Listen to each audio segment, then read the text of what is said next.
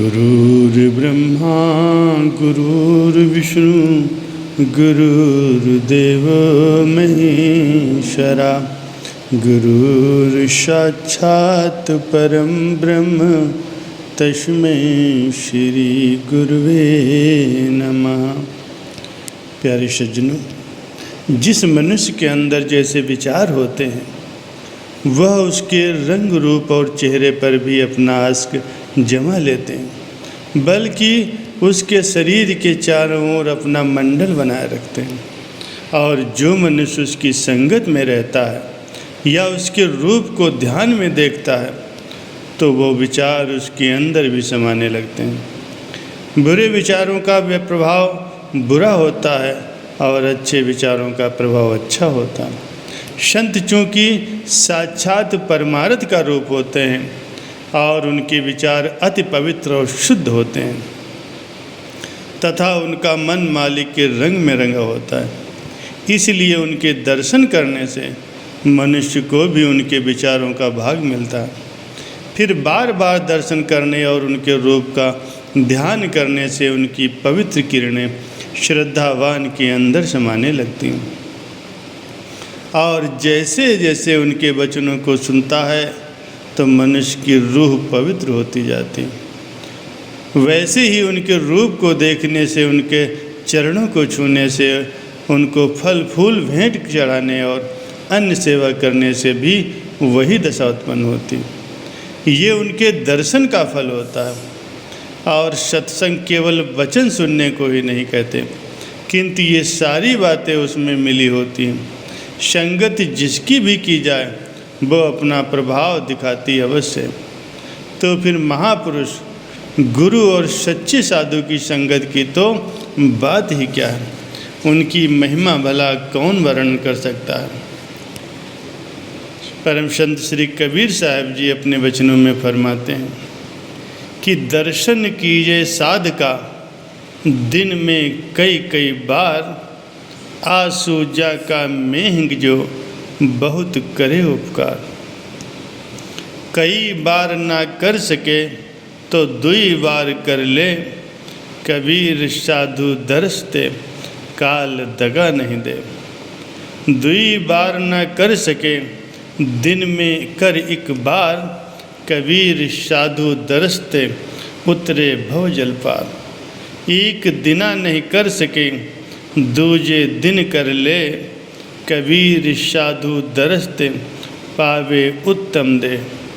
दूजे दिन नहीं कर सके तीजे दिन कर जाए, कबीर साधु दरसते मोक्ष मुक्ति फल पाए। तीजे चौथे ना करे वार वार कर जाए, या में विलंब न कीजिए कहे कबीर समझाए। वार वार नहीं कर सके पच्छ पच्छ कर सोए, कहे कबीर ता दास का जन्म सफल सबको। पच्छ पच्छ नहीं कर सके मास मास कर धाय, या में देर न कीजिए कहे कबीर समझाए। मास मास नहीं कर सके छठे मास अलबत्त, या में ढील न लाइए कहे कबीर अवगत।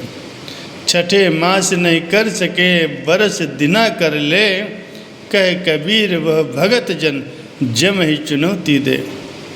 बरस दिना नहीं कर सके ताको लागे दोष, कहे कबीर वह जीव सो कब हुन पावे मोच। अर्थात अर्थ इसका साफ है, फिर भी संक्षिप्त रूप में ये बता दिया जाता है। कबीर साहब जी फरमाते हैं कि साधु का दर्शन दिन में कई बार करना चाहिए। जैसे अशुज मास का मेघ खेती के लिए अति लाभदायक होता है, ऐसे ही साधु संत का कई बार दर्शन करने से भक्ति की खेती को पानी मिलता है। फिर कहते हैं यदि कई बार न कर सको तो दिन में 2 बार अर्थात प्रातःकाल और सायंकाल को करें। ऐसे प्राणी को फिर काल धोखा नहीं देगा। यदि 2 बार नहीं कर सकता तो कम से कम 1 बार जाकर जरूर करें। ऐसा प्राणी भी संसार सागर से पार हो जाएगा। यदि वो दिन में एक बार भी नहीं पहुंच सकता तो कम से कम दूसरे दिन तो जा कर के जरूर करे। ऐसे मनुष्य को भी उत्तम ही समझना चाहिए।